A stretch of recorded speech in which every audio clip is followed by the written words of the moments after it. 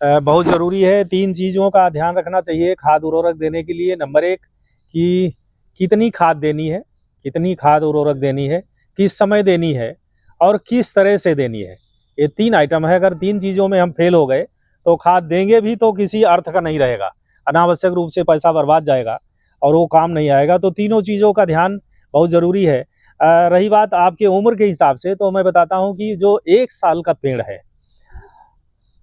इससे पहले ये एक और जानकारी किसान भाई हासिल कर लें कि खाद देने के लिए जैसे ही हम आपका अपना जो खून टेस्ट कराते हैं, ब्लड टेस्ट कराते हैं, तो हमको पता चलता है कि हमारे अंदर किस चीज़ की कमी है, कौन सा विटामिन कम है, कौन सा खनिज लवण पोषक तत्व कम है, कौन सी और आरबीसी कम हो रही है। उसी तरह से मिट्टी की जाँच, मिट्टी की जाँच जब तक आप नहीं कराएंगे तो आप सही से नहीं जान पाएंगे कि हमारे ज़मीन में आखिर में कमी कौन सी चीज़ की है, किस चीज़ की कितनी मात्रा में देना है। इसलिए मेरा अनुरोध है सभी किसान भाइयों से कि खाद डालने के बाद पहले आप मिट्टी की जांच जरूर अनिवार्य रूप से करा लें। केवल 50 रुपये लगता है, सैंपल लेकर के 5-7 जगह से उसको करा लें और उसमें जो रिजल्ट आए उसके अनुसार उपयोग करें।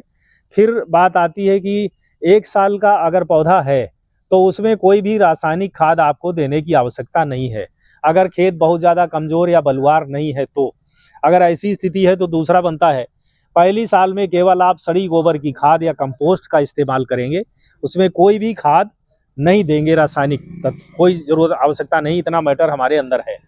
फिर 1 साल का जब वो पौधा हो जाएगा, रोपण के 1 साल के बाद, तो उसमें हम उसमें देंगे जो संस्तुत मात्रा है। सामान्य दशाओं में अगर ज़मीन सही है, पीएच मान उसका 7 से 7.5 के बीच में है, कम ज़्यादा बहुत ज़्यादा कम या बहुत ज़्यादा नहीं है, और वाटर लेवल सही ठीक ठाक है, बहुत ज़्यादा ऊपर नहीं है, तो 100 ग्राम नत्रजन 1 साल के पेड़ के लिए, 50 ग्राम फास्फोरस और 100 ग्राम पोटास देते हैं।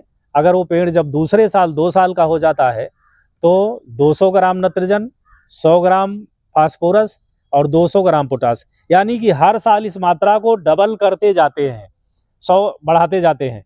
जब 5 साल का पेड़ होगा तो 500 ग्राम नत्रजन होगा, 250 ग्राम फास्फोरस होगी और 500 ग्राम पोटास होगा।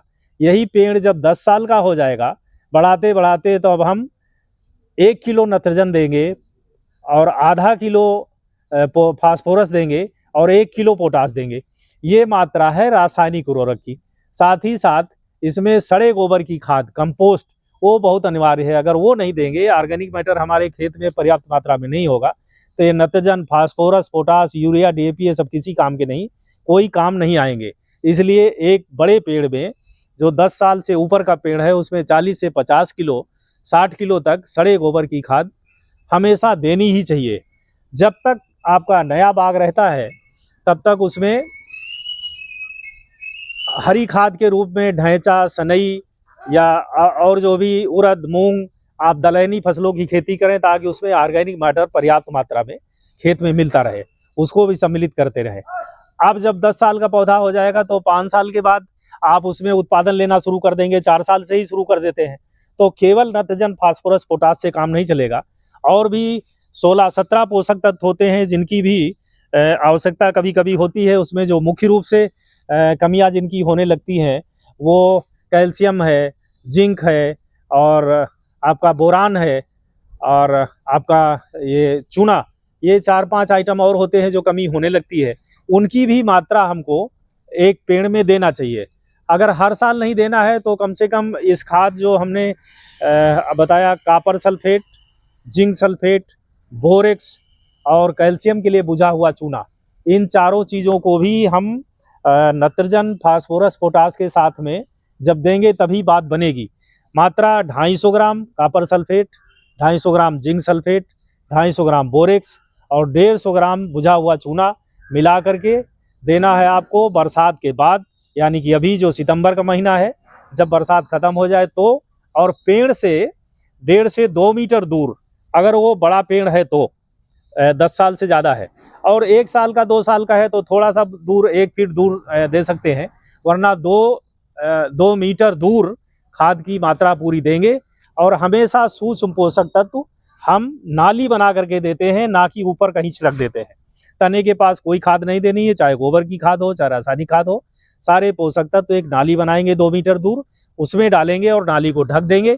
मैंने पहले भी बताया था कि सूक्ष्म पोषक तत्व या फर्टिलाइजर या उर्वरक का प्रयोग करने के पहले आप सुनिश्चित कर लें कि नमी की पर्याप्त मात्रा है कि नहीं।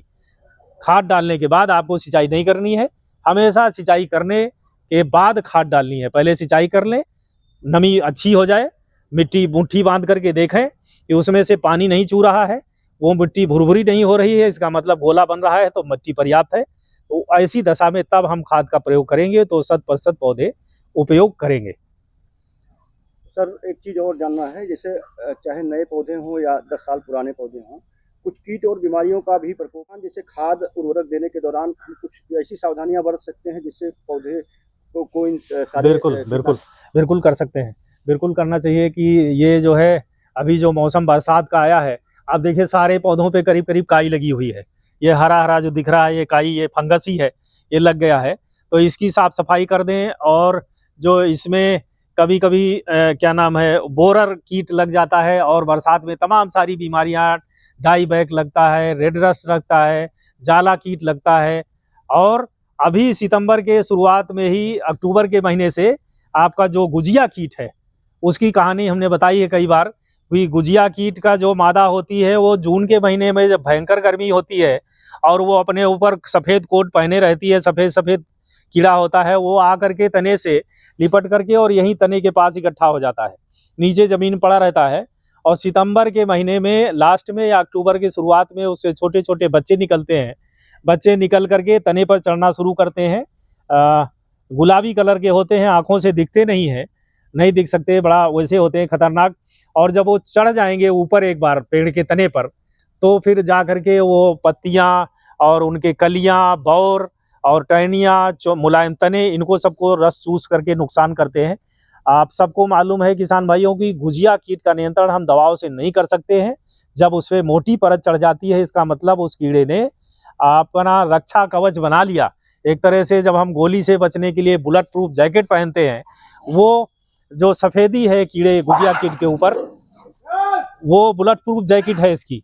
इसलिए हम एहतियातन गुजिया कीट से बचने के लिए जो प्रारंभिक उपाय है उसको जरूर अपनाएं। सितंबर का महीना लास्ट हो रहा है करीब करीब, तो आखिरी में जब जाएंगे तो इसको तने की सफाई करें, जो फंगस है उसकी छुड़ा दें। अगर कहीं दीमक लगा है तो उसको भी क्लोरोपाइरीफास पुताई कर दें या इमिडाक्लोप्रिड से पुताई कर दें उसको। 2 मिलीलीटर 1 मिलीलीटर इमिडाक्लोप्रिड या 2 मिलीलीटर क्लोरोपाइरीफास मिला करके पुताई कर दें। और इसकी तने की चूने में कॉपर ऑक्सीक्लोराइड मिला करके पुताई कर दें। आप देखते हैं हमारे तने सब सफ़ेद हैं, पीछे से सफ़ेद पुते हुए हैं, अभी दोबारा फिर पुतवाएंगे। इसमें कॉपर ऑक्सीक्लोराइड चूने के साथ मिला हुआ है। इसे 2-3 फायदे होते हैं मिलाने से। कि एक तो ये तना हमको साफ साफ दिखने लगता है। अगर कोई भी बोरर, कोई भी कीड़ा लगा हुआ है तो जैसे ही किसान अपने बाग में सुबह जाएगा देखेगा तो उस पर जो बुरादा अगर अंदर से खा के कीड़ा, जो सूट बोरर है, जो तना भेदक कीट है, अगर लगा हुआ है तो बुरादा छोड़ता है और चूने पे दूर से ही दिख जाएगा तो जल्दी से पहचान जाएगा कि भाई कीड़ा लग गया।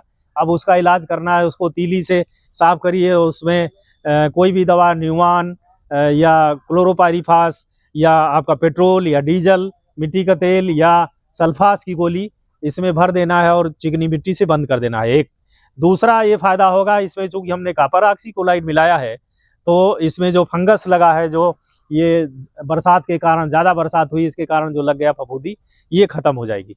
इतना करने के बाद फिर करीब करीब इसमें 1.5 मीटर की ऊंचाई तक नीचे से 50 गज वो उसकी जो मोटाई की पन्नी इस पे चारों तरफ बांध देंगे, पन्नी बांधेंगे 1.5 फीट ऊंचाई तक।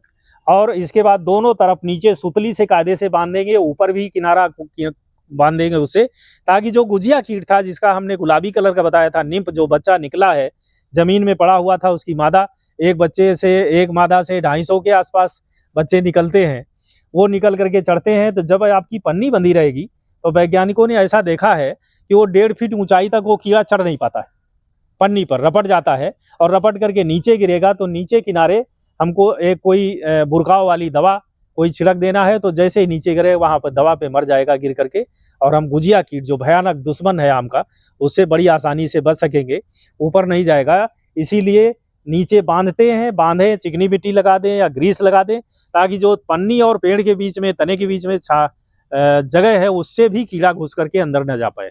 ये सावधानी बरतेंगे तो गुजिया जैसी कीट से हम बचाव पा सकेंगे।